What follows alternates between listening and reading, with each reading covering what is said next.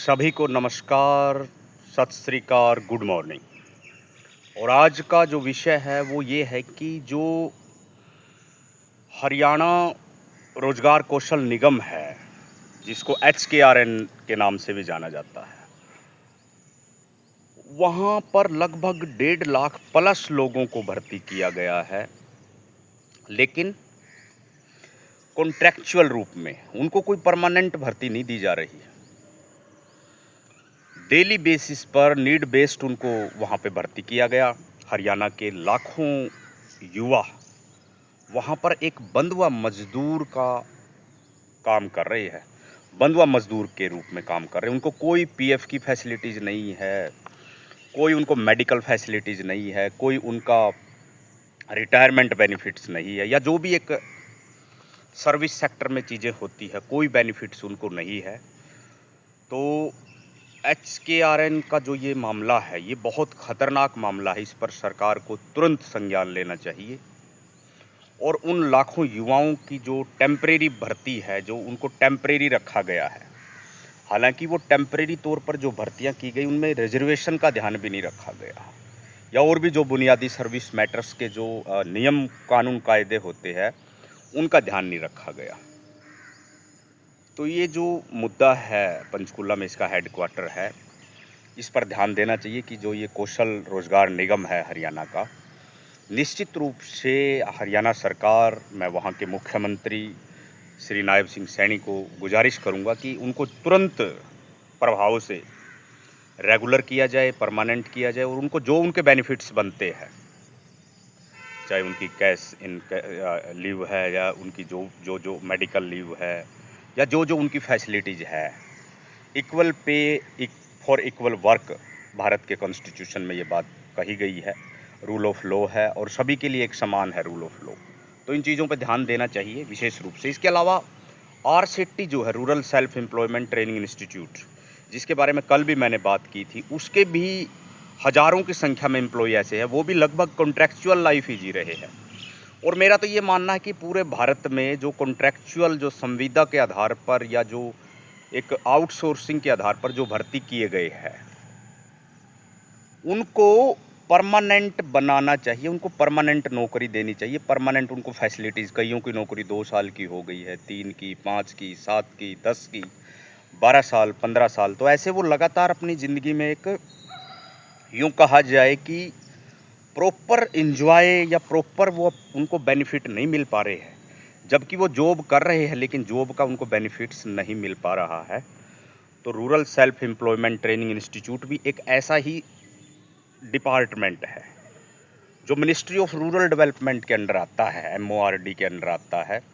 भारत सरकार तुरंत संज्ञान ले और RCT के जो डायरेक्टर है वो भी निश्चित रूप से इस पे काम करे। जो टेम्परेरी या जो अस्थायी कर्मचारी, उनको कभी भी निकाल देते हैं, कभी भी रख लेते हैं, तो उस पर काम होना चाहिए, निश्चित रूप से उस पर काम होना चाहिए। और मुद्दा बहुत गंभीर है।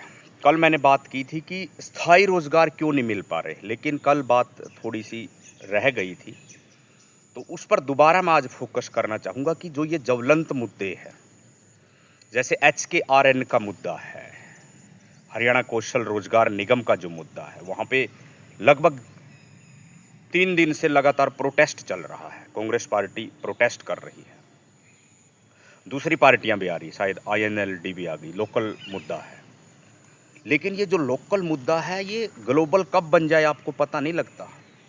आपने जैन जी को भी हल्के में लिया था, लेकिन मैं ये बड़ा विश्वास के साथ, बड़ा विश्वस्त होकर कहना चाहूँगा कि आपको इन मुद्दों को बड़ा गंभीरता से लेना पड़ेगा, बड़ा सीरियस होकर, बड़ा डेडिकेटेड होकर, क्योंकि भारत दुनिया का सबसे बड़ा लोकतंत्र है और इस लोकतंत्र ने, भारत के संविधान ने आपको इतनी बड़ी ताकत दी है।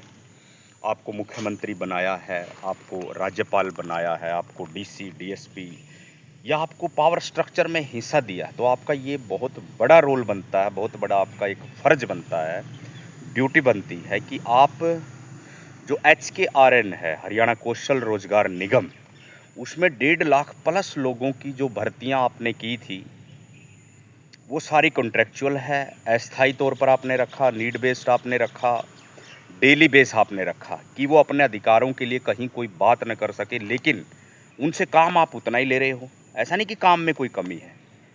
तो equal pay for equal work Bharat के संविधान में भी इसको मान्यता दी गई है, भारत के सर्विस सेक्टर में इसको मान्यता है। तो तुरंत उन युवाओं को की नौकरी को आपको परमानेंट करना चाहिए, स्थायी करना चाहिए। तुरंत आप कोई असेंबली में ऐसा रेजुलेशन पास करें कि उनकी भर्तियां परमानेंट हो और HKRN का ये मुद्दा सोल्व हो। दूसरा मुद्दा मैं RCT पे बोल रहा हूँ कि rural self employment training institute बहुत बड़े डिपार्टमेंट्स हैं, लेकिन यहाँ पे भर्तियाँ अस्थायी है। कुछ राज्यों में पटवारी की भर्तियाँ अस्थायी की गई। पटवारी बहुत इंपॉर्टेंट पोस्ट होती है। पंचायत सेक्रेटरीज की भर्तियाँ, तो उनको भी आपको रेगुलर करना चाहिए, क्योंकि मुद्दा ये है कि रोजगार स्थायी कैसे हो या बेरोजगारों को कैसे परमानेंट किया जाए। इसके अलावा महर्षि दयानंद यूनिवर्सिटी रोहतक में है, वहाँ पे फीस का मुद्दा बड़ा ज्वलंत मुद्दा चल रहा है। फीस लगभग 15 से 20% हाइक की गई है, जबकि हरियाणा में देखा जाए तो 2 यूनिवर्सिटी, ये बहुत पुरानी यूनिवर्सिटी, कुरुक्षेत्र यूनिवर्सिटी कुरुक्षेत्र और महर्षि दयानंद यूनिवर्सिटी रोहतक, दोनों ही बहुत एम्पावर्ड यूनिवर्सिटी है। दोनों ने बहुत से ग्रेजुएट्स बनाए हैं, इनका अपना सिंडिकेट है, अपना सेनेट होता है। इसके अलावा पंजाब में भी 3 यूनिवर्सिटी बहुत इंपॉर्टेंट है। पंजाब यूनिवर्सिटी चंडीगढ़, पटियाला पंजाबी यूनिवर्सिटी और GNDU university Amritsar, Guru Nanak Dev university Shri Amritsar साहब। इन यूनिवर्सिटीज़ में क्या होता है, जैसे अभी MDU का मुद्दा हाईलाइट हुआ है, कई साथी हमारे वहाँ पे प्रोटेस्ट में बैठे हैं। फीसों में भर्ती हो रही है, निश्चित रूप से फीसों में भर्ती होती रही है, लेकिन इतना 15 से 20% आप इतनी फीसों में बढ़ोतरी करना, फीस इंक्रीज करना, ये बड़ा एक तरह से खतरनाक मनोवैज्ञानिक पहलू है। क्योंकि भारत का वो युवा जो हायर एजुकेशन लेना चाहता है, वो कॉलेज के बाद यूनिवर्सिटीज़ में जाता है। मैंने सुना था कि नो नॉलेज विदाउट कॉलेज, लेकिन अब मुझे पता लगा कि no knowledge without universities. Universities ज्ञान के केंद्र होते हैं, वहाँ से सभी के अंदर इक्वलिटी, जस्टिस, फ्रेटर्निटी, डेली की चुनौतियों को हम झेलते हैं और एक मजबूत नागरिक के रूप में हम वहाँ पे अपना वजूद स्थापित करते हैं। और एजुकेशन लेते लेते हमारी तर्कशीलता बढ़ती है, मानववाद की कुछ जो हमारे अंदर इनपुट्स है वो आते हैं, साइंटिफिक टेम्पर बनता है, हम लॉजिकल बनते हैं, रैशनल बनते हैं। जैसे JNU के अंदर किया गया, आप MDU में भी यही कर रहे हैं। हालांकि MDU यूनिवर्सिटी है वो स्टेट यूनिवर्सिटी है, तो स्टेट सेंटर में थोड़ा फ़र्क होता है, लेकिन स्टेट गवर्नमेंट से मेरी गुजारिश है कि जो महर्षि दयानंद यूनिवर्सिटी की आप फीसें बढ़ाने का काम कर रहे हैं, प्लीज़ वो फीसें आप ना बढ़ाएं। उस फीसें बढ़ने से वहाँ के युवाओं की हायर एजुकेशन पर नकारात्मक असर पड़ेगा। सामाजिक, आर्थिक, सांस्कृतिक जो हमारा फैब्रिक है, जो इथोज है, क्योंकि लोग यूनिवर्सिटीज़ में पढ़ने जाते हैं, तो उस पर निश्चित रूप से प्रभाव पड़ेगा। तो मेरा ये मानना है इस चीज़ को आपको रोकना चाहिए। इसके अलावा मैंने बात की थी कि HKRN का मुद्दा बहुत गंभीर मुद्दा है। वहाँ 1.5 लाख प्लस कर्मचारियों को टेम्परेरी रखा गया है, अस्थायी रखा गया, जिनका अपना कोई स्टेटस नहीं है। हालांकि उनसे आप काम पूरा ले रहे, तो उनको वो सारी फैसिलिटीज़ मिलनी चाहिए जो एक परमानेंट कर्मचारी को मिलती है। उनको वो सारी जो लीव है या मेडिकल लीव है या जो बेनिफिट्स है या जो उनको भत्ते होते हैं, वो सारे उनको DA TA सब मिलना चाहिए। RCT को भी ज़रूर जागरूक होना चाहिए। RCT के ऊपर कोई बोल नहीं रहा। Rural self employment training institute, Shri Virendra Heggade इसके फाउंडर थे, राज्यसभा के मेंबर भी बने, बड़ी अच्छी पर्सनैलिटी है। उनको ज़रूर सोचना चाहिए। राज्यसभा में गए, उन्होंने पार्लियामेंट से एक्ट पास कराया RCT के नाम से ही, rural self employment training institute, कि किसी भी डिस्ट्रिक्ट में हम इसको ओपन कर सकते हैं। डिस्ट्रिक्ट का जो लीड बैंक हमें सपोर्ट करेगा और वहाँ का जो SRLM है वो सपोर्ट करेगा। तो इस प्रकार ये एक बहुत बड़ा प्रोजेक्ट है, लेकिन क्या आप कर्मचारियों के भविष्य को लेकर चिंतित हैं? क्योंकि मैंने कल भी बताया, पहले भी बताया कि इक्वलिटी क्यों नहीं स्थापित होती और रोज़गार सबको क्यों नहीं मिल पा रही। तो मुद्दा ये है कि क्या हम जो समस्या है उसके रूट्स तक गए हैं? क्या हमारा दिमाग उसके स्ट्रक्चर को समझ पा रहा है समस्या के? उसको हमने अच्छे से डायग्नोस किया है कि नहीं किया? तो ये समझना बहुत ज़्यादा ज़रूरी होता है। अगर हम इसको समझ लेते हैं तो निश्चित रूप से मुझे लगता है समस्या का आधा हल हो जाता है।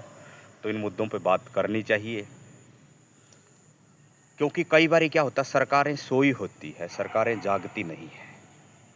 सरकारें उसको बड़ा हल्के में लेती, जैसे जंतर मंतर आंदोलन को लिया, झारखंड वाला रांची का जो मूवमेंट चला था झारखंड पब्लिक सर्विस कमीशन के खिलाफ, वहाँ पे बहुत भयंकर धांधलिया। मैंने बताया था कि अभय तिवारी नामक एक गुंडा एलिमेंट, मैं तो उसको गुंडा कहूँगा, कि उसने इतना बड़ा स्कैम किया कि अपने पूरे ख़ानदान को, पूरे रिश्तेदारों को ऑफिसर ग्रेड की वैकेंसीज में की पावर में डाल दिया।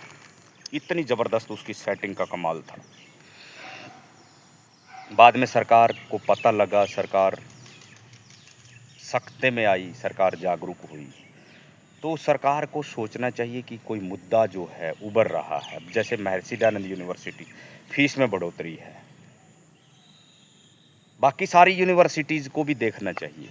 ऐसा नहीं कि मैं सिर्फ उसको ही एक निशाना, क्योंकि जो हायर एजुकेशन है वो हर किसी के लिए बननी चाहिए। और मैं तो ये कहता हूँ कि फ़ीस के चक्कर में किसी बच्चे की, किसी युवा की पढ़ाई ना छूटे, ऐसा प्रोग्राम केंद्र सरकार भी बनाए, राज्य सरकार भी बनाए, और बने ऐसा प्रोग्राम। क्योंकि युवाओं का जो भविष्य है, युवाओं की चिंता एक बहुत गंभीर मसला है। इसको लोकतंत्र के जो 4 पिलर है, चाहे वो लेजिस्लेचर है, एग्जीक्यूटिव है, जुडिशरी है, मीडिया है, उनको हल्के में नहीं लेना चाहिए।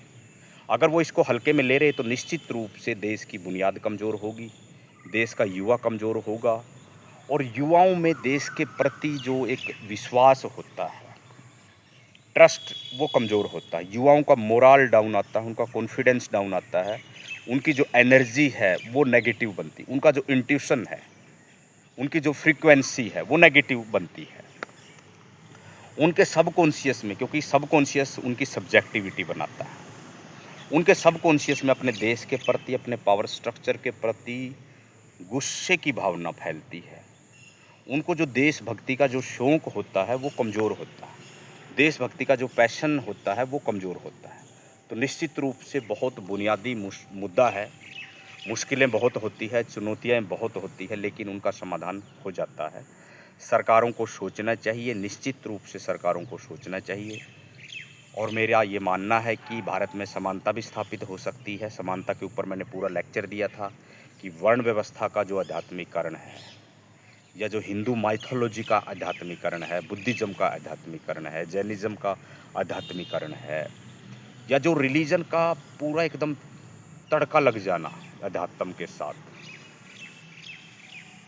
क्योंकि इस अध्यात्म को तो देखो बड़े बड़े मनोचिकित्सक भी नहीं समझ पाए, बड़े बड़े साइकोलॉजिस्ट, मनोवैज्ञानिक सिगमंड फ्राइड भी नहीं समझ पाया, एडलर साहब भी नहीं समझ पाए इसको, कार्ल गुस्ताव जुंग भी नहीं समझ पाया। इतना खतरनाक मनोवैज्ञानिक ये साजिश है अध्यात्म, क्योंकि इसका माइंड के साथ भी कोई लेना देना नहीं होता।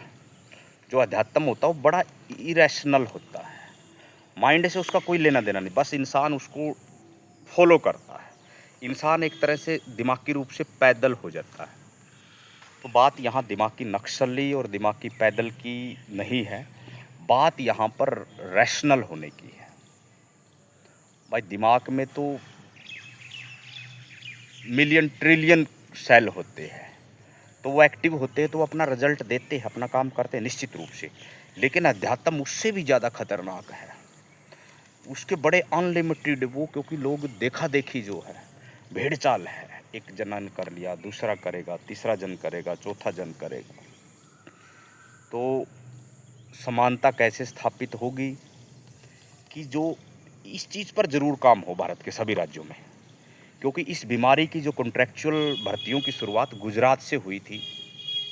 तो ये बहुत ख़तरनाक साजिश का एक तरह से परिणति है और इस पे फोकस करना होगा। अगर हम इस पे फोकस करते हैं तो निश्चित रूप से समस्या का समाधान होगा। कॉन्ट्रैक्चुअल भर्तियां, संविदा के आधार पर भर्तियां, आउटसोर्सिंग भर्तियां बंद होनी चाहिए। एफडीआई आप कितना ही ले लो, लेकिन आउटसोर्सिंग के आधार पर आप इंसान को एक बंधुआ मजदूर बना देते हो। उसका अपना विजडम नहीं होता, उसकी अपनी इन्फॉर्मेशन नहीं होती, उसकी अपनी सहज बुद्धि नहीं होती। वो सिर्फ बॉस का ही एक तरह से ऑर्डर फॉलो करता है। और बॉस कई बार इतने नालायक और महानालायक, बॉस कई बार इतने निकम्मे, इतने झूठे, इतने चरित्रहीन होते हैं बॉस, कि आप बस महसूस कर रहे होंगे मेरे ख्याल। तो उनके ऊपर ज़रूर आक्षेप होना चाहिए। वो बड़ा नकली जीवन जीते हैं। बैठे चंडीगढ़ में होते हैं, बताएंगे मैं पटियाला हूँ। बैठे पटियाला में बैठे होते हैं, मोहाली में बताएंगे। तो जो ये बोस नाम की बीमारी है, जो अपने सबऑर्डिनेट को, अपने सबाल्टर्न के साथ इतना खतरनाक मनोवैज्ञानिक, तो बॉसों के ऊपर भी शिकंजा कसना चाहिए कि उनका व्यक्तिगत जीवन कितना, यूं कहा जाए कि धब्बेदार होता है।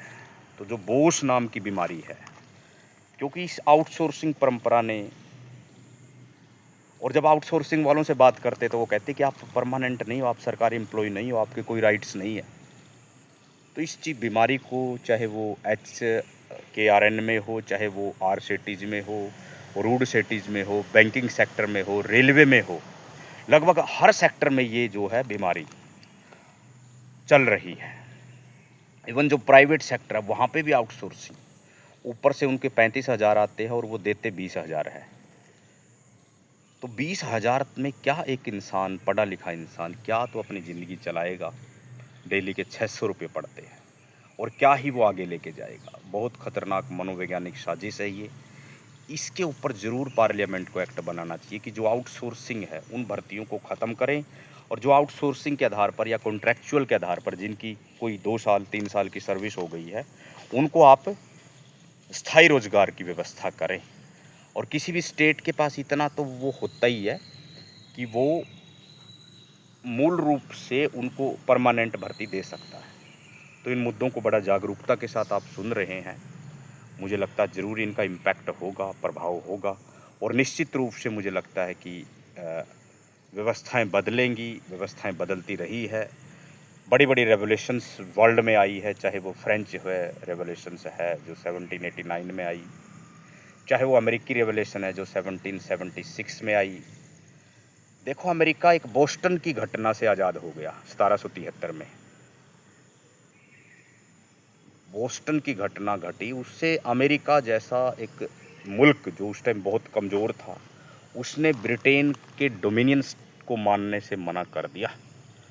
तो ये चीज़ें समझनी पड़ेगी। इतिहास से हमें जागरूकता मिलती है, इतिहास हमें जागृति देता है, जागृति से ही संगठन बनते हैं। और जो भूमिहीन बेरोजगार संघर्ष मोर्चा हमने बनाया है, वो इसी के लिए बनाया है कि सबको शिक्षा का अधिकार मिले, सबको रोजगार मिले, सबको परमानेंट स्थायी ज़मीन भागीदारी मिले। 3 चीज़ों पे हमारा फोकस है, बाकी सारी चीज़ें साथ साथ चलती रहती है। हम ऐसे डिस्कोर्स करते रहेंगे। जो डेली की घटनाएं घटती है, चाहे वर्ल्ड लेवल पर हो, चाहे लोकल लेवल पर हो, चाहे नेशनल लेवल पर हो। जैसे मैंने झारखंड वाली मूवमेंट बताया, पटना में जो मूवमेंट चली बताया आपको, जो अभी चल रही है पंचकुला में HPSC के साथ में जो दफ्तर है HKRN का, वहाँ पे एक बहुत बड़ा प्रोटेस्ट चल रहा है कि लगभग 1.5 लाख प्लस कर्मचारी आज बड़ा गुलामी का जीवन जी रहे हैं, बड़ा दबा हुआ। उनके घरों के हालात बहुत बहुत बहुत बहुत ख़राब है। आज वो एक स्वाभिमान का जीवन नहीं जी रहे। हालांकि भारत को आज़ाद हुए लगभग 80 साल हो चुके हैं। 15 अगस्त 2026 को लाल किले की प्राचीर से प्रधानमंत्री नरेंद्र मोदी जी ने भाषण दिया और दिमागी नक्सली उन लोगों को कहा जो तर्क करते हैं, जो डिबेट करते हैं, जो डायलॉग करते हैं, जो संवाद करते हैं, जो UGC पर क्वेश्चन उठाते हैं, जो UPSC पर क्वेश्चन उठाते हैं, जो SSC पर क्वेश्चन उठाते हैं, जो HPSC पर क्वेश्चन उठाते हैं, जो RPSC पर क्वेश्चन उठाते हैं, जो BPSC पर, जो लोकतंत्र के चारों पिल्लर के ऊपर क्वेश्चन उठाते हैं, चाहे वो लेजिस्लेचर है, चाहे वो एग्जीक्यूटिव है, चाहे वो जुडिशरी है, चाहे वो मीडिया है, चाहे वो कॉरपोरेट सेक्टर है, चाहे वो प्रेसिडेंट ऑफ इंडिया है, चाहे वो गवर्नर है। तो आपको ये बुनियादी सवाल पर बात करनी पड़ेगी कि दिमागी नक्सली आपने उन युवाओं को कहा जो हायर एजुकेशन ग्रहण करते हैं। हायर एजुकेशन ग्रहण करना कोई पाप नहीं है, कोई दुराचार नहीं है। ये उनका राइट है, ये उनका फंडामेंटल राइट्स है, ये उनका सिविल राइट्स है, ये उनका नेचुरल जस्टिस का राइट है।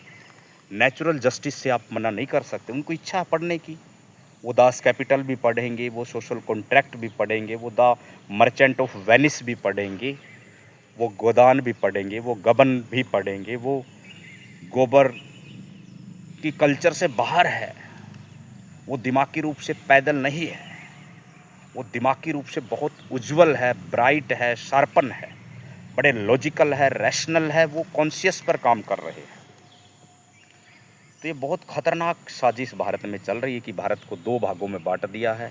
एक पूरा अंधविश्वासी भारत है जिसको मैं कहूँगा कि दिमागी रूप से पैदल, एक दिमागी रूप से नक्सली, यानी दिमागी रूप से बहुत प्रखर ऊर्जावान युवा, जिसको अपनी भी चिंता है, अपने देश की चिंता है, अपने समाज की चिंता है, अपनी राजनीति की चिंता है, अपने स्कूलों की चिंता है।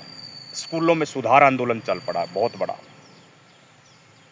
टीचिंग सिस्टम से स्कूल बदलेंगे, कॉलेज बदलेंगे, यूनिवर्सिटीज़ बदलेंगी, आंगनबाड़ी बदलेंगी, कोर्ट्स बदलेंगे, पुलिसिया तंत्र का जो घटिया एक जो उनकी जो साइकोलॉजी होती वो बदलेगी। क्योंकि पुलिस तंत्र आजकल बड़ा क्रिमिनल ट्राइब्स एक्ट वाली धाराएं लगा देता है। इस चीज़ पर धाराएं लगा देता है, मतलब उनकी मानसिकता में वही चीज़ पड़ी हुई है।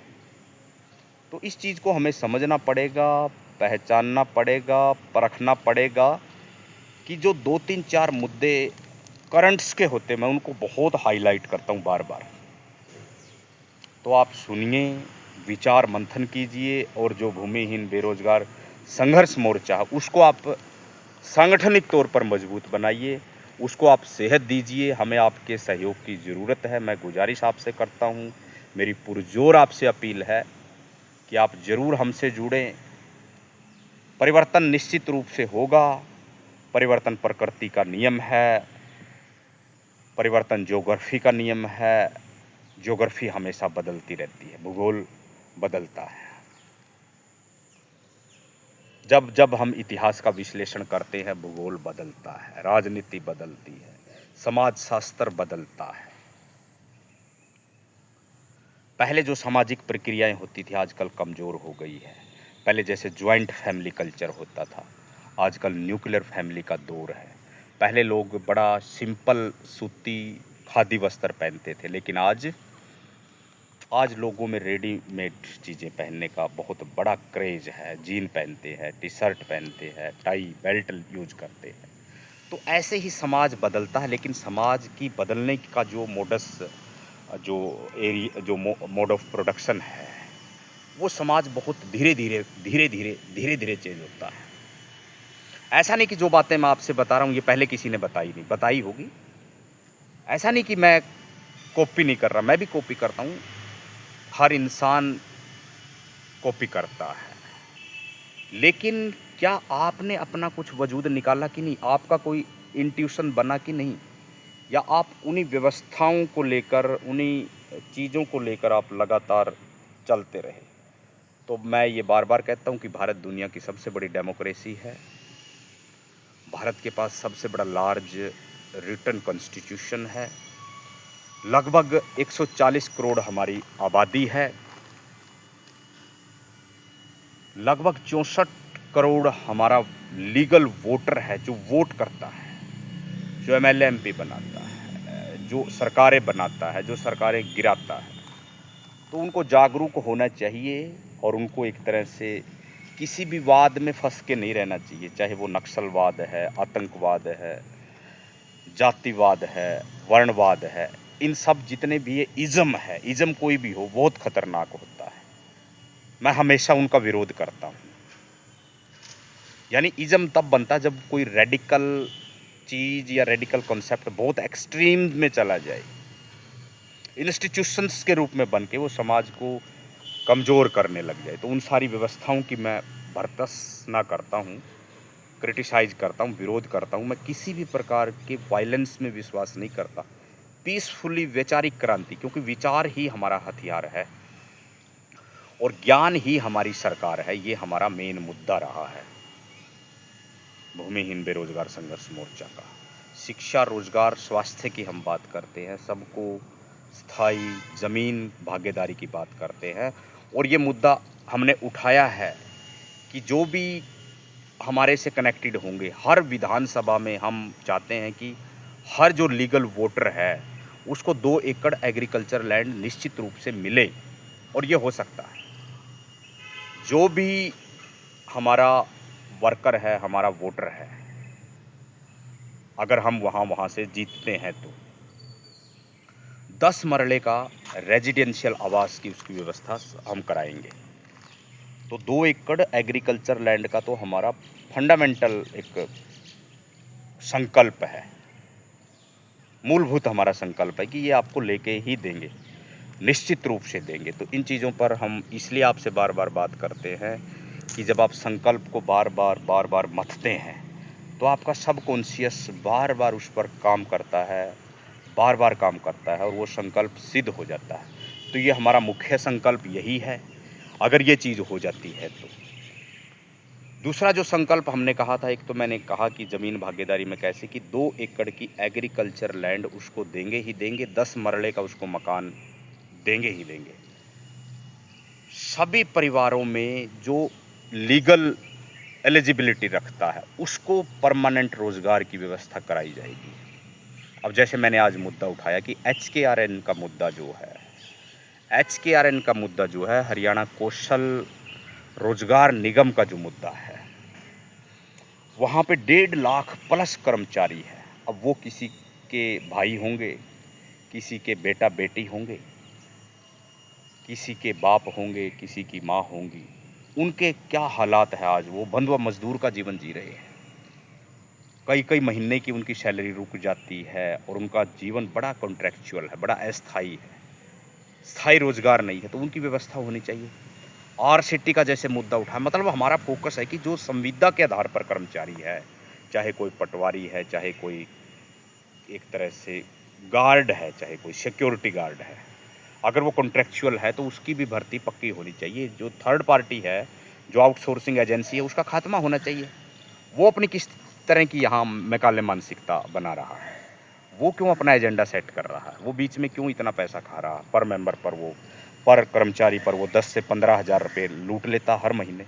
तो ये लूट तंत्र जो संविदा के आधार पर है, कॉन्ट्रैक्चुअल आधार पर है, ख़त्म होना चाहिए। कर्मचारियों को उनके जो अस्थायी कर्मचारी उनके परमानेंट अधिकार मिलने चाहिए। उनको भी proper TA DA medical leave या जो मैटरनिटी लीव्स वगैरह है, वो सारी फैसिलिटीज़ उनको मिलनी चाहिए, निश्चित रूप से मिलनी चाहिए। अगर नहीं मिल रही तो ये डेमोक्रेसी के लिए बहुत एक नेगेटिव साइन है। लोकतंत्र के जो पावर स्ट्रक्चर में जो लोग बैठे हैं उनको इस पे ज़रूर विचार करना चाहिए, उस पे ज़रूर उनको सोचना चाहिए। तो ये मुद्दे बड़े सारगर्भित मुद्दे हैं, बड़े ऐतिहासिक मुद्दे हैं, बड़े गंभीर मुद्दे हैं, बड़े चेतना युक्त मुद्दे हैं। इन पर आप ज़रूर विचार करें।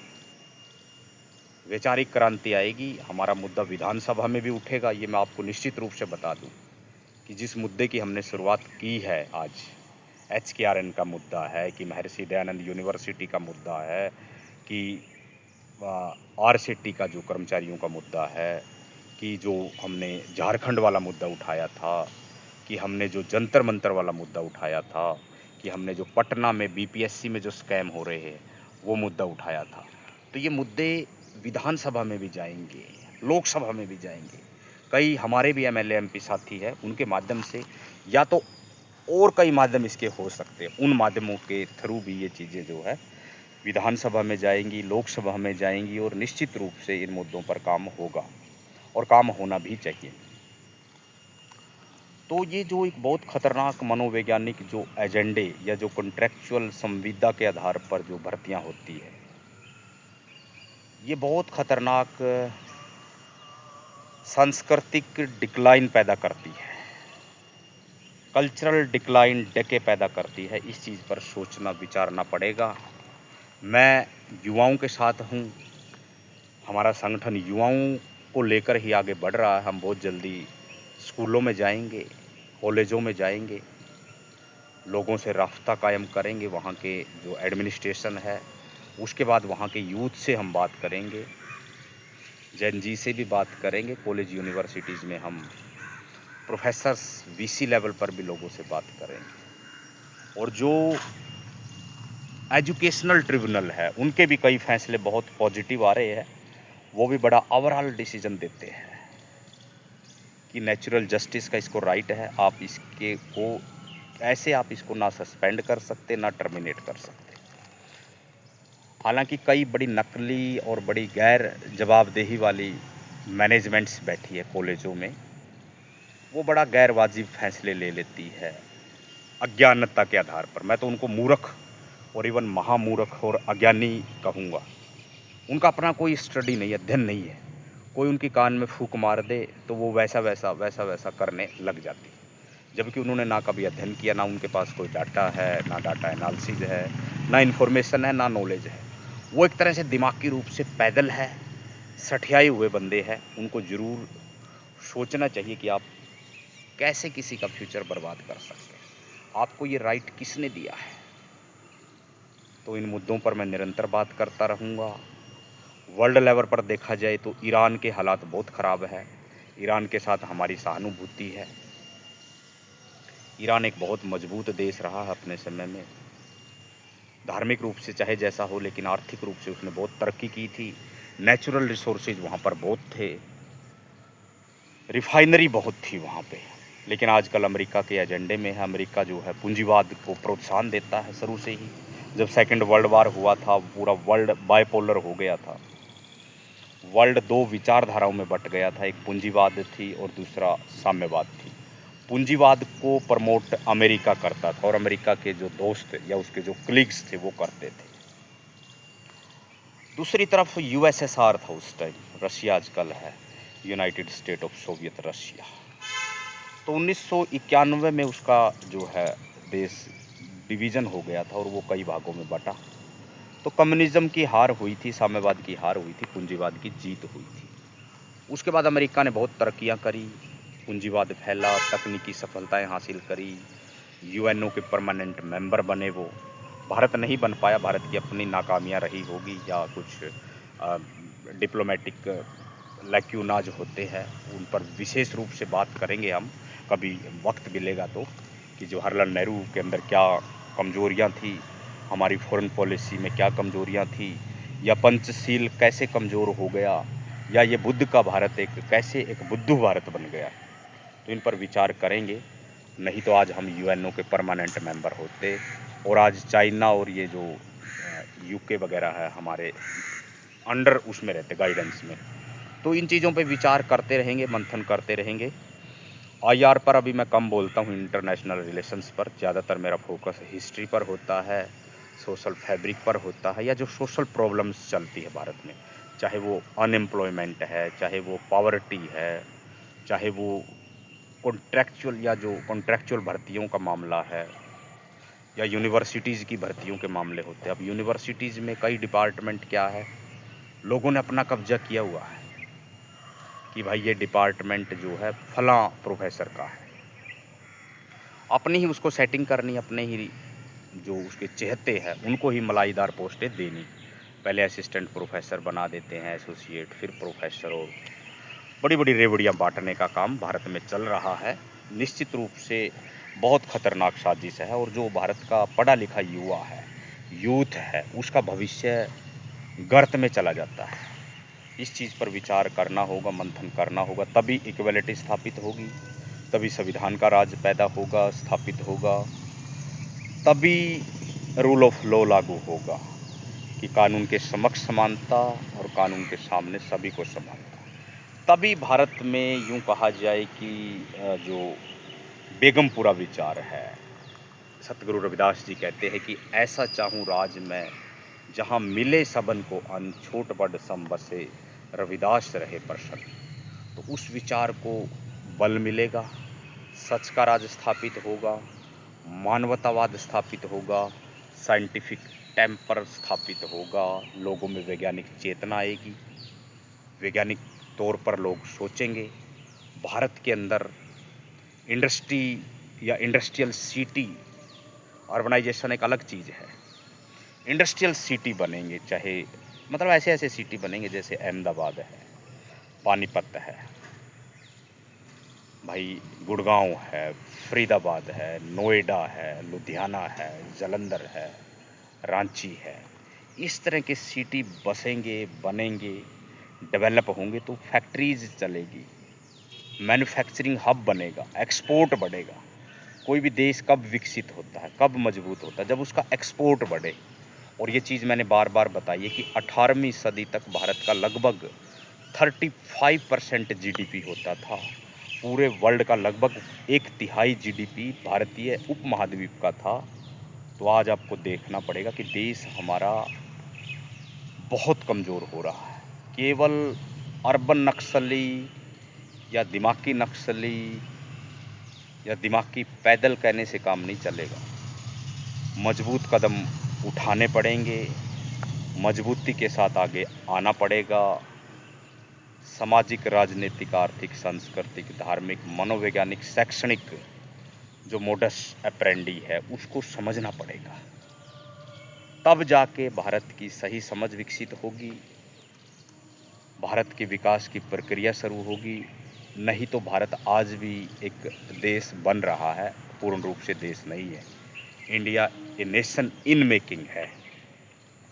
सुरेंद्रनाथ बैनर्जी ने इस पे किताब भी लिखी थी। दादा भाई नौरोजी ने भी एक किताब लिखी थी, poverty and un British rule in India. उसने बताया था कि अंग्रेज़ों की नीतियाँ जो है, अंग्रेज़ों की जो पॉलिसीज है, ड्रेन ऑफ वेल्थ, वो रिस्पॉन्सिबल है भारत की गरीबी के लिए और भारत की बेकारी के लिए। तो आज भी जो राजनेता है, अब जैसे हमने हरियाणा का मुद्दा उठाया कि हरियाणा के अंदर जो HKRN का जो मुद्दा है, हरियाणा कौशल रोजगार निगम का जो मुद्दा है, वो बहुत ही गंभीर मुद्दा है। और वो मुद्दा क्यों इतना बना, वहाँ के राजनेताओं की ठेकेदारों से मिलीभगत के कारण। क्योंकि जो ब्यूरोक्रेट्स होते हैं, जो राजनेता होते हैं, वो हमेशा चाहते हैं कि समाज के युवा वर्ग का शोषण होता रहे। नहीं तो उस मुद्दे को बहुत जल्दी सुलझाना चाहिए। जो आरसीटी का मुद्दा है कि एक बंदा कोई जम्मू में बैठा हुआ रेगुलेट उनको कर रहा आरसीटीज को। अब आप सोचिए कितना खतरनाक साजिश है। इस चीज़ को हमें समझना पड़ेगा।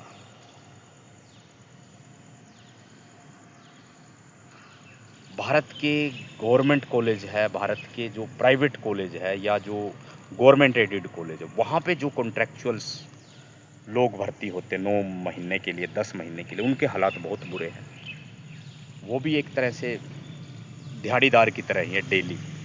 और वो जब कॉलेज छोड़ के जाते हैं डेली तो कहते कि आज की दिहाड़ी हमारी लग गई।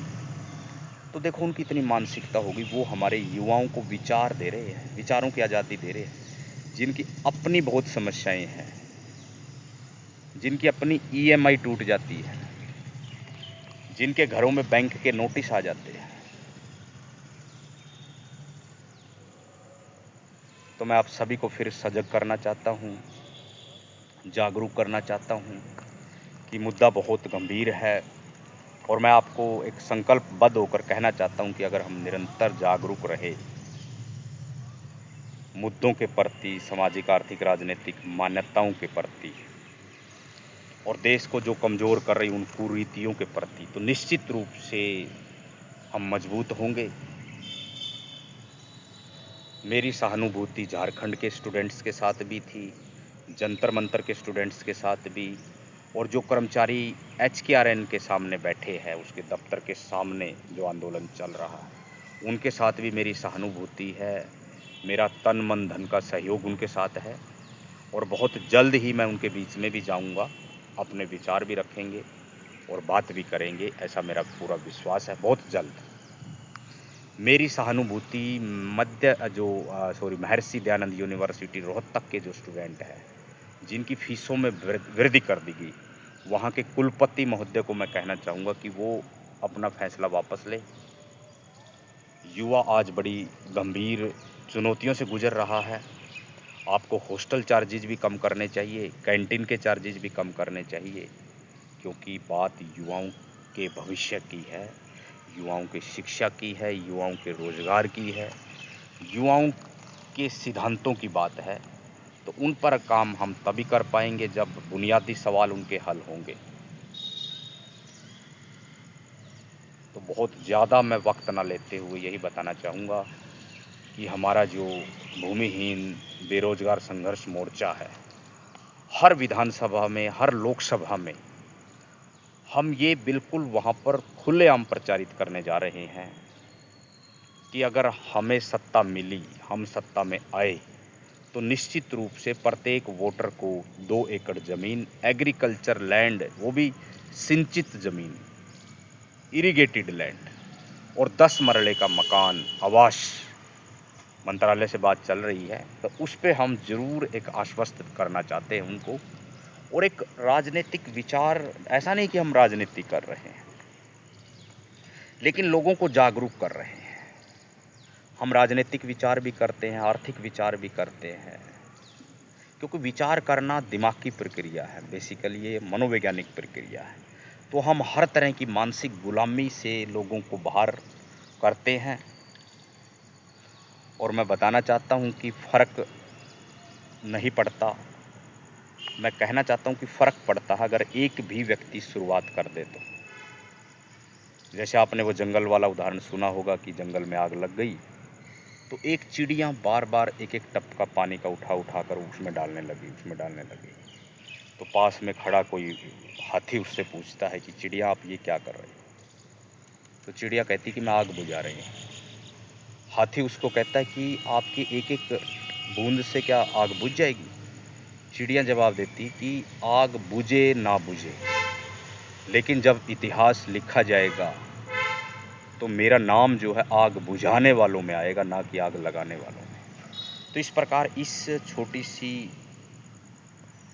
एक तरह की घटना से हमें, एक स्टोरी से या एक एक्सपीरियंस से, एक प्रयोग से हमें यह सबक मिलता है कि अगर आप एक पत्थर भी उछाल के फेंकते हो पानी में, तो पानी में मूवमेंट होती है।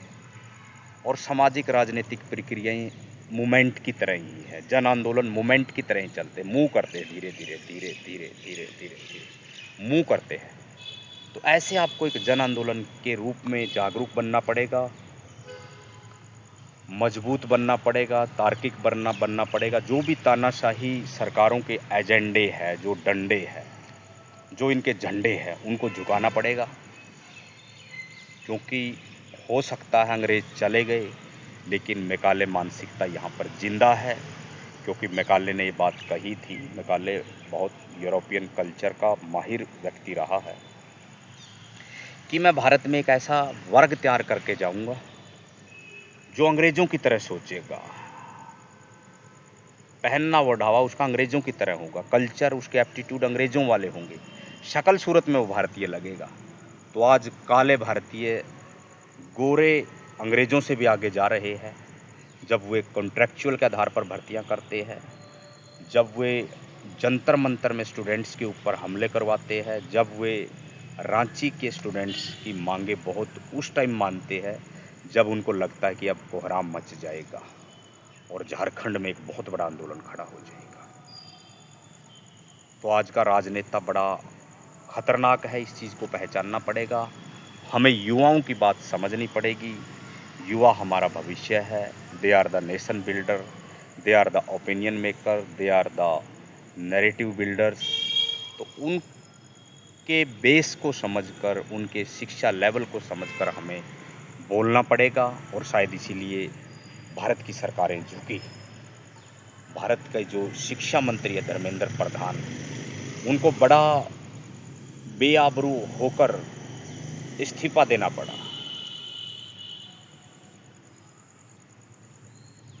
झारखंड की सरकार झुकी, हेमंत सोरेन को बोलना पड़ा कि 2014 के बाद जितनी भी भर्तियां हैं सारी रद्द की जाती है, सबकी सीआईडी से प्रॉपर वो होगा इंक्वायरी।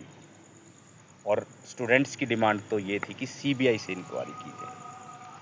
भारतीय जनता पार्टी जो सत्ता में है बहुत प्रभावित है, युवाओं के मुद्दों को लेकर वो बहुत सीरियस मुझे लग रही है। हालांकि पॉलिटिशियन को कभी सीरियस नहीं समझना चाहिए।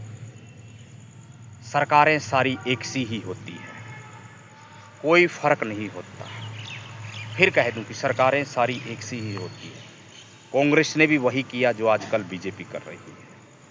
तो विपक्ष भी कई बार निकम्मा रह जाता है, सत्ता पक्ष तो ज़्यादातर निकम्मा ही होता है। तो ये निकम्मेपन की जो हद है, इससे बाहर निकलना पड़ेगा। मूर्खता की हद से बाहर आना पड़ेगा, अज्ञानता की हद से बाहर आना पड़ेगा, असमानता का जो टेक्सचर आप तैयार करते हैं उससे बाहर आना पड़ेगा। तब भारत में समानता स्थापित होगी, तब भारत में स्वतंत्रता स्थापित होगी। और जो फ्रेंच रेवोल्यूशन ने हमें जो मौलिक मूल्य दिए, इक्वलिटी, फ्रेटर्निटी और सभी को जस्टिस, वो भारत में स्थापित होंगे। हालांकि आज भारत में समानता नहीं है, स्वतंत्रता नहीं है और सबको अवसर की समानता नहीं है, सबको न्याय नहीं है। तो इन चीज़ों पर सोचना पड़ेगा, विचारना पड़ेगा। चीफ इलेक्शन कमिश्नर को भी सोचना पड़ेगा कि क्या ईवीएम का कोई आज वजूद रियल में लग रहा है। एक चीज़ का इतना विरोध हो गया, जैसे युवाओं ने क्या पेपर लीक का इतना विरोध किया तो युवा खड़े होकर ईवीएम का विरोध करने लग जाएंगे, तो आपको ईवीएम भी वापस लेनी पड़ेगी। और मैं तो भारत के युवाओं से कहता हूं कि आप ईवीएम का विरोध करो, इलेक्ट्रॉनिक वोटिंग मशीन का, तो आप भी एमएलए एमपी बनेंगे। अगर इलेक्ट्रॉनिक वोटिंग मशीन का खात्मा भारत से हो जाए, क्योंकि बड़े बड़े जो डेवलप्ड नेशन है वहाँ पे इसका कोई बेस नहीं है, वहाँ पे लागू नहीं है। तो युवा लोग जो है ईवीएम को हथियार बनाएं। युवा लोग यूनिवर्सिटीज़ में जो रिक्रूटमेंट्स होती है उनको हथियार बनाएं। युवा लोग यूजीसी की कार्यशैली का जो असली चरित्र है उस पर क्वेश्चन मार्क करें। युवा जो है भारत के बैंकिंग सेक्टर में, रेलवे सेक्टर में, भाई एविएशन सेक्टर में, मिनिस्ट्री ऑफ रूरल डेवलपमेंट में, होम मिनिस्ट्री में, डिफेंस मिनिस्ट्री में जो भर्तियां होती है उनका कच्चा चिट्ठा पब्लिकली खोले। सोशल मीडिया एक बहुत बड़ा प्लेटफार्म है, बहुत बड़ा पावरफुल प्लेटफार्म है जो आपको इंटरनेशनली रिकॉग्नाइज भी करता है, आपकी बातों को धार भी देता है। यहाँ पे बात कोई पॉपुलर होने की नहीं, बात यह है कि जो जेन्युइन मुद्दे हैं, जो चुनौतियाँ हैं, वो जनता के सरोकारों के साथ उनको जोड़ना, सामाजिक आर्थिक राजनीतिक व्यवस्थाओं को समझना। अदरवाइज़ तो ये जितने भी इंस्टीट्यूशंस बने हैं इनको स्टेट स्पॉन्सर करता है, स्टेट अपने फ़ायदे के लिए यूज करता है। कभी पन्ना प्रमुख बना के उसके माध्यम से, कभी प्रचारक बना के उसके माध्यम से, तो सारी चीज़ें जानते हैं हम, लेकिन आपको बोलते धीरे धीरे हैं। ठीक है, तो इस चीज़ को आपको समझना पड़ेगा। मनोवैज्ञानिक क्रांति लानी पड़ेगी, साइकोलॉजिकल मेंटल रेवोल्यूशन लानी पड़ेगी, कल्चरल ट्रांसफॉर्मेशन आज की सबसे बड़ी ज़रूरत है। आपको बुलंद बनना पड़ेगा। जैसे मैंने क्रिमिनल ट्राइब्स एक्ट पर जो बात की थी कि 1873 में क्रिमिनल ट्राइब्स एक्ट आया और उसमें उन सैकड़ों जातियों को, जो मार्शल जातियां रही, जो लड़ाकू जातियां रही, उनको जन्मजात बाय बर्थ ऑफेंडर घोषित कर दिया कि ये जातियां जो है जन्मजात जो है अपराधी है। 1857 का विद्रोह, उसके बाद अंग्रेज़ों को लगा कि भारत से उनको अब निकाल दिया जाएगा, भारत से उनको जूते मार मार कर निकाल दिया जाएगा, अंग्रेज़ों को भारत से बाहर जूते मार मार कर निकाल दिया जाएगा। हालांकि भारत में एक बहुत लंबी फ्रीडम मूवमेंट चली, जिसके बारे में मैंने पूरा लेक्चर दिया था आपको कि 1857 का विद्रोह हुआ। विद्रोह में भारत के लोग हार गए क्योंकि ब्रिटिशर्स के पास बड़े बड़े ऑफिसर्स थे। फिर 1858 में विक्टोरिया घोषणा हुई, 1861 में एक्ट पास हुआ, 1871 में, 73 में क्रिमिनल ट्राइब्स एक्ट पास हुआ, जिस पर बहुत कम इतिहासकार बोलते हैं। क्रिमिनल ट्राइब्स एक्ट के ऊपर बहुत कम इतिहासकारों ने बोला है, बहुत कम राजनेताओं ने बोला है। कांग्रेस ने तो कुछ बोला ही नहीं। और क्रिमिनल ट्राइब्स एक्ट पर थर्ड फ्रंट के जो लीडर है, चाहे वो मुलायम है, मायावती है, या शरद यादव है, रामविलास पासवान है, लालू प्रसाद जी, उन्होंने भी बहुत मतलब रेयर ही उनका कोई मिलेगा।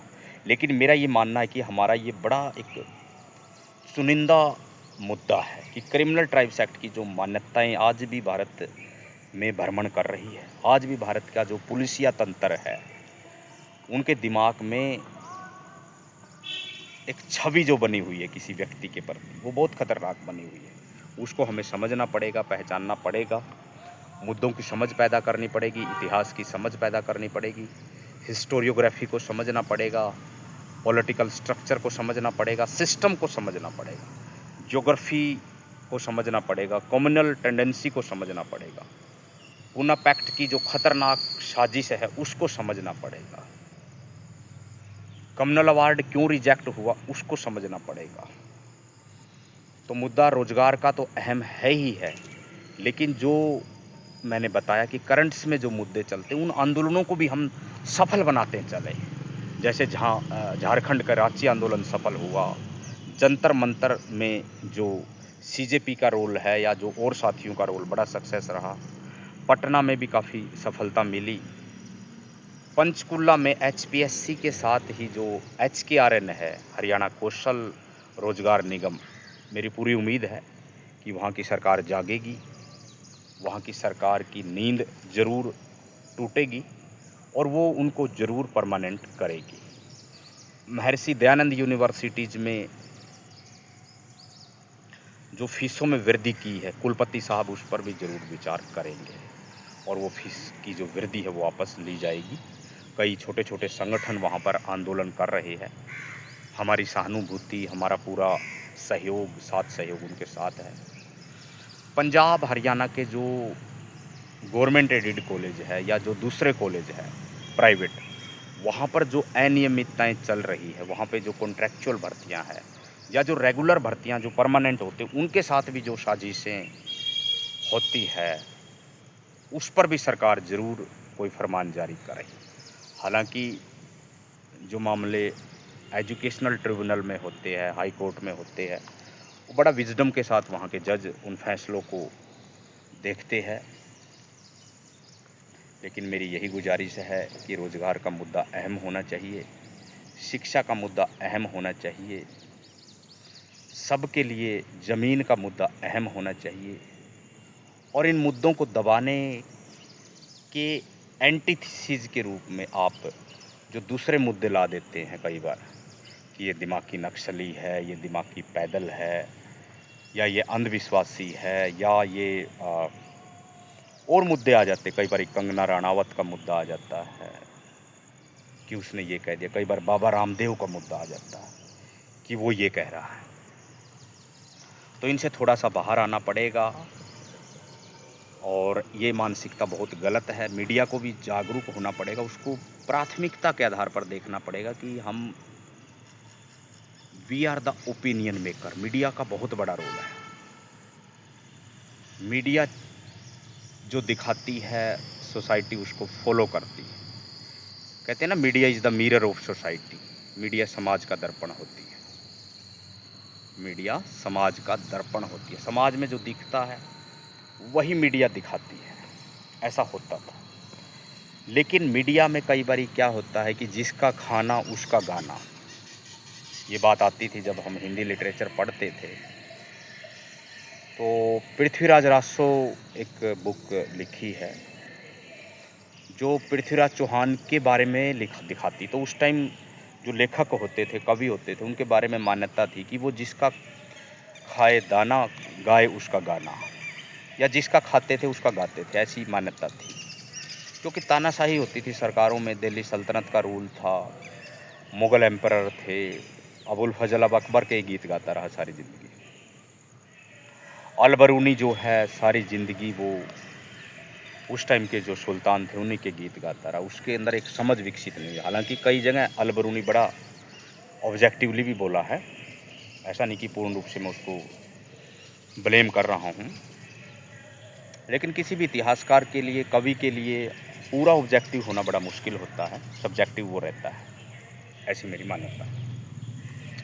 तो खैर, डेली मैं आपसे बात करता हूँ, कम्युनिकेट करता हूँ। कुछ साथी सुनते हैं, कुछ साथी सुनने के प्रक्रम में है, कुछ मेरे साथी नहीं सुनते हैं, उनको लगता है कि वो बहुत बिजी है, लेकिन मैं उनको कहना चाहता हूँ कि प्रशिक्षित जो होता है उसको भी प्रशिक्षण की आवश्यकता होती है। डेली हम अपनी सोच की धार को बुलंद करें, सहज बने, देश की मिट्टी से मोहब्बत करें, देशभक्ति की भावना के साथ आगे बढ़ें, समाज के जो प्रमुख ज़रूरतें हैं, प्रमुख मुद्दे हैं, उन पर प्रखरता के साथ बोलें या जो बोल रहा उसका सहयोग करें, तो निश्चित रूप से भारत फिर दोबारा से सोने की चिड़िया बनेगा। और भारत की कल्चर बहुत ग्लोरियस रही है। हमने अंग्रेज़ों को भी भगाया, विदेशी ताकतों की भी चूल्हें हिला दी, हमने तुर्कों को भी हराया, हमने और भारत एक बहुत बड़ी बुलंद आवाज़ के साथ आपके सामने खड़ा है, इसमें कोई दो राय नहीं। भारत नेपाल नहीं बनने वाला, भारत बांग्लादेश कभी नहीं बनने वाला, भारत में पाकिस्तान जैसे हालात कभी नहीं होंगे, ईरान जैसे हालात कभी नहीं होंगे। लेकिन मैं ये कहता हूँ कि भारत के युवा निश्चित रूप से यहाँ पर एक बहुत बड़ी क्रांति लाएंगे। वो क्रांति ईवीएम के आधार पर हो सकती है, वो क्रांति शिक्षा के मुद्दों पर हो सकती है, वो क्रांति रोजगार के मुद्दों पर हो सकती है, वो क्रांति ज़मीन भागीदारी के मुद्दों पर हो सकती है, या जो पेपर लीक या जो परीक्षाओं में अनियमितताएं, irregularities in the competitive exams में जो चलती है, उन पर हो सकती है। तो आपको जागरूक करने के लिए आता हूँ। निश्चित रूप से मॉर्निंग का मेरा ये शेड्यूल होता है, तो मॉर्निंग को मैं लगभग 1 घंटा आपके साथ लगाता हूँ। समय की व्यस्तताएं होती है, उसके बावजूद भी मैं आपसे मिलता हूँ।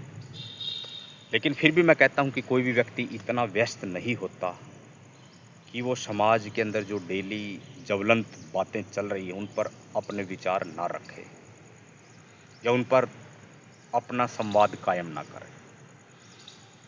जैसे कि लेनिन ने कहा था कि क्रांति संवाद से पैदा होती है, revolutions creates by dialogue, conversation. तो हमें निरंतर यूं ही संवाद करते रहना चाहिए ताकि हम आने वाले जो युवा हैं उनका भविष्य एक निर्मित कर सकें और उनको जागरूक कर सकें।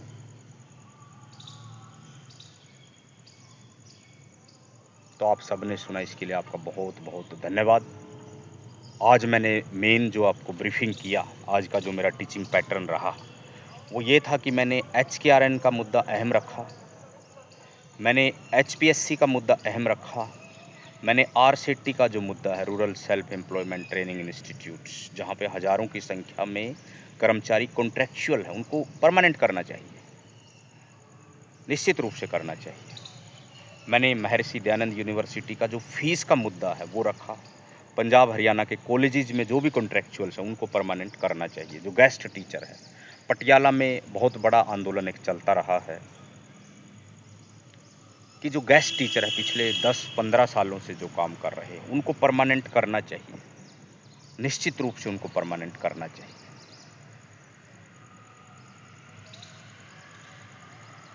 झारखंड के रांची मूवमेंट काफ़ी सक्सेस रहा, उनको मेरी बधाइयाँ हैं। और जंतर मंतर आंदोलन भी काफ़ी सक्सेस रहा।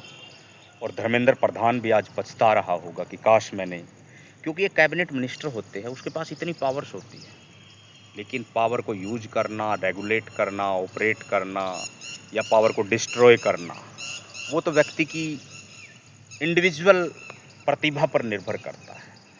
खैर, धर्मेंद्र प्रधान कुछ ना कर पाया, जैसे स्मृति ईरानी कुछ ना कर पाई। अब झारखंड के मुख्यमंत्री हेमंत सोरेन शायद कुछ अच्छा करें, और हरियाणा के मुख्यमंत्री साहब श्री नायब सैनी जी एक बड़े जागरूक इंसान है, निश्चित रूप से कर्मचारियों के बारे में सोचेंगे और बहुत जल्द ही HPSC में जो अनियमितताएँ हुई है उनके बारे में ज़रूर विचार करेंगे कि पिछले जो 10 से 12 सालों में या 15 सालों में जो हरियाणा पब्लिक सर्विस कमीशन में जो बहुत बड़े स्कैम रहे हैं। ऐसा नहीं कि इंडिविजुअली मैं कमीशन को ब्लेम कर रहा हूँ, ये मैंने झेला है इस चीज़ को। कमीशन ऑटोनोमस भी होता है, संवैधानिक संस्था होती है, लेकिन ऐसा नहीं कि उस पर क्वेश्चन नहीं उठाया जा सकता। क्वेश्चन उठाया जा सकता है, क्वेश्चन रेज किया जा सकता है, विधानसभा लोकसभा में क्वेश्चन उठाया जा सकता है। अगर वहाँ आपकी आवाज़ ना सुनी जाए तो आप पब्लिक डोमेन से वो क्वेश्चन उठा सकते हैं। तो आप सब निरंतर सुनते रहते हैं। आप सभी का मैं दिल की गहराइयों से बहुत बहुत शुक्राना करता हूँ, धन्यवाद करता हूँ, वेलकम करता हूँ। आप सब सुनते हैं, सभी का बहुत बहुत धन्यवाद। सभी को जय हिंद, सभी को जय जवान, जय किसान, जय विज्ञान। थैंक यू साथियों, बहुत बहुत आपका धन्यवाद। Thank you very much, thanks again.